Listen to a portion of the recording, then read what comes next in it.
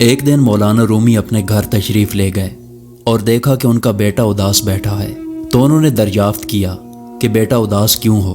تو بیٹے نے جواب دیا کہ کچھ نہیں۔ اس پر مولانا رومی باہر گئے اور ایک بھیڑیے کی کھال اوڑھ کر آئے اور ڈرانے کے لیے غرانے لگے۔ اس پر ان کا بیٹا ہنسا تو انہوں نے فرمایا کہ بیٹا، بھیڑیا ایک جنگلی جانور ہے، لیکن جب تم نے دیکھا کہ اس کے پیچھے تمہارا باپ تھا تو تم ڈرنے کے بجائے ہنسنے اور مسکرانے لگے۔ اسی طرح یہ جان لو کہ تمام آزمائشوں اور سختیوں کے پیچھے تمہارا رب ہے، جو تمہیں 70 ماؤں سے زیادہ پیار کرتا ہے۔ وہ تمہیں اس مشکل سے گزارنا چاہتا ہے تو اس کی حکمت ہے، تم نہیں سمجھ سکتے، لیکن وہ بہتر جانتا ہے۔ وہ تمہیں کچھ سکھانا چاہتا ہے، مضبوط بنانا چاہتا ہے آنے والے وقت کے لیے، اس سے زیادہ سخت آزمائشوں کے لیے، اور جان لو کہ وہ آزماتا اسی کو ہے جس سے وہ محبت کرتا ہے۔ ہمارے گاؤں میں ایک بزرگ ہوا کرتے تھے، انہیں باغبانی کا بے انتہا شوق تھا۔ انہوں نے جوانی میں درختوں سے محبت کا شوق پالا اور آخری عمر تک درختوں کے ساتھ اپنی محبت کو نبھاتے رہے۔ میں جب بھی ان کی خدمت میں حاضر ہوتا، وہ نہایت عاجزی اور محبت کے ساتھ پیش آتے۔ میں نے ایک دن بابا جی سے عرض کی کہ میں جب بھی آپ سے ملتا ہوں، آپ کا حسن اخلاق اور اعلیٰ ظرفی مجھے بہت متاثر کرتی ہے۔ آپ کو جاننے والا ہر ایک آپ کی اس خصوصیت کی دل سے تعریف کرتا ہے۔ آپ کو یہ نعمت کہاں سے نصیب ہوئی؟ بابا جی فرمانے لگے کہ بیٹا، میں نے ساری عمر درختوں کے ساتھ گزار دی ہے۔ میں نے جب بھی دیکھا پھلدار درختوں کو جھکے ہوئے دیکھا۔ مجھے ان درختوں سے پتہ چلا کہ قدرت جب بھی کسی کو نوازتی ہے تو اس کی گردن جھک جاتی ہے، اس کو اپنی حیثیت اور بے مائگی کا احساس ہونے لگتا ہے۔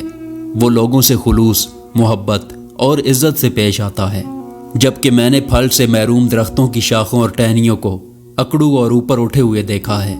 یہ لوگوں سے بھی محروم رہیں اور انہیں قدرت کا انعام بھی نصیب نہ ہو سکا۔ چنانچہ اس کے بعد میں نے یہ بات پلے باندھ لی کہ قدرت جب بھی نوازے گی، وہ ہمیشہ جھکے ہوئے اور عاجز انسان کو ہی نوازے گی، اور جس شخص نے اکڑ اور غرور کو اپنا اوڑھنا بچھونا بنا لیا، اسے پھلدار درخت سے بے پھل درخت میں بدلتے زیادہ دیر نہیں لگے گی۔ اس خدا پر بھروسہ کرو جو تمہاری نافرمانی کے باوجود تمہارا رزق بند نہیں کرتا۔ معافی سے بڑا کوئی اچھا عمل نہیں۔ تم لوگوں کو معاف کرو تاکہ اللہ تمہیں معاف فرمائے۔ حضرت علی رضی اللہ تعالیٰ عنہ نے فرمایا، لوگوں سے اس طرح پیش آؤ کہ اگر مر جاؤ تو وہ تم پر روئیں۔ جب تمہیں یقین ہے کہ خدا تمہارے ساتھ ہے تو پھر کوئی فرق نہیں پڑتا کہ کون کون تمہارے مخالف ہے۔ غریبوں کے پاس بیٹھا کرو کیونکہ اس سے تمہاری طاقت بڑھے گی۔ مولانا جلال الدین رومی رحمۃ اللہ علیہ نے فرمایا، نہر کے کنارے پر سویا ہوا شخص پیاس محسوس کرتا ہے جبکہ پانی بالکل اس کے قریب ہوتا ہے۔ اس کی بدبختی یہ ہے کہ وہ اٹھتا ہی نہیں، تو اسے پانی کیسے نظر آئے؟ یہی ہمارے حال ہیں کہ خدا کی ذات ہمارے بہت قریب ہے، لیکن ہم اس کی طرف قدم ہی نہیں بڑھاتے۔ حضرت شیخ عبد القادر جیلانی رحمۃ اللہ علیہ فرماتے ہیں، اگر سینے کی فراخی اور دل کی خوشی چاہتے ہو تو لوگ جو کچھ تم سے کہیں اس کو سنو اور ان کی گفتگو کی طرف متوجہ نہ ہو۔ کیا تم نہیں جانتے کہ یہ دنیا دار لوگ جب اپنے خالق ہی سے راضی نہیں تو تم سے کیسے راضی ہوں گے؟ اس دینے والے کا دروازہ کبھی بند نہیں ہوتا، یہ تو لینے والے ہی دروازہ کھٹکھٹانا بھول جاتے ہیں۔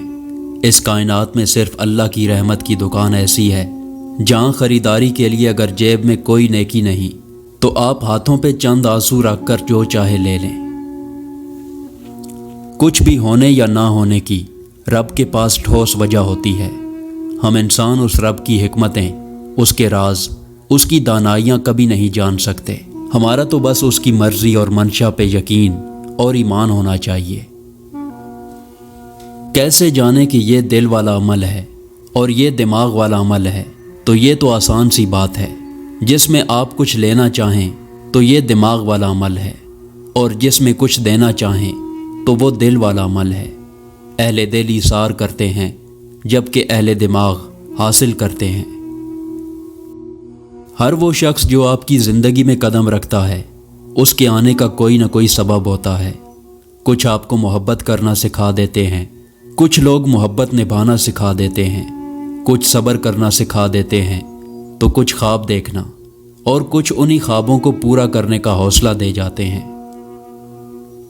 جس شخص میں ذاتی صفات نہ ہوں تو وہ اپنے لباس سے لے کر مکان تک ہر شے کی تعریف چاہتا ہے۔ رسول اکرم صلی اللہ علیہ وآلہ وسلم نے فرمایا، ایک شخص کسی مومن کو غمگین کرنے کے بعد اسے تمام دنیا بھی عطا کر دے، تب بھی یہ اس کا کفارہ نہیں ہو سکتا اور نہ اسے کوئی اجر ملے گا۔ اشفاق احمد لکھتے ہیں کہ مرد ہر بازی دماغ سے کھیلتا ہے، کبھی کبھار کوئی ایک بازی ایسی ہوتی ہے جسے وہ دل سے کھیلتا ہے، اور جس بازی کو وہ دل سے کھیلتا ہے اس میں مات کبھی نہیں کھاتا، کیونکہ وہ بازی انا کی بازی ہوتی ہے۔ عموماً ایک جملہ سننے کو ملتا ہے کہ منہ پر بولنے والے دل کے صاف ہوتے ہیں۔ ایسی دل کی صفائی کا کیا فائدہ جو دوسروں کے دل کو الفاظ کے نشتر چبھو کر زخمی کر دے۔